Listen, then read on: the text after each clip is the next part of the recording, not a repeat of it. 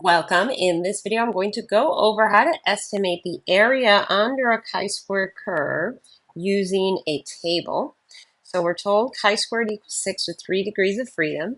And here in your notes, you would already have this chart of the chi-squared distribution for 3 degrees of freedom already plotted in front of you. So chi-squared equals 6 would be right about here.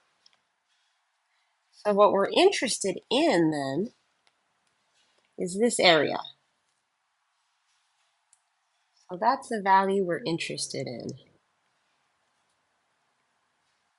And right now it's just going to be an approximation since we're going to look at a table. Okay, so on your Canvas page, there's a link, an external link to a different college's website that has a chi-square table that I really like. So I linked to it, and let me show it on the screen now.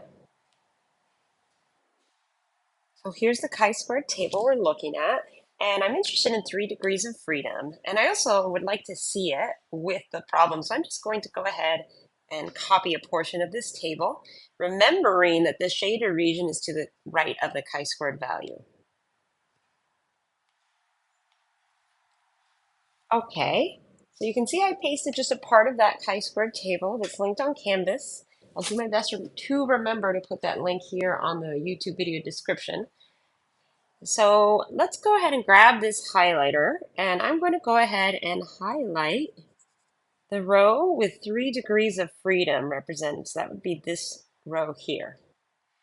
And I'm going to look for the value here that is closest to 6. So one of these values will be fairly close to 6, I hope.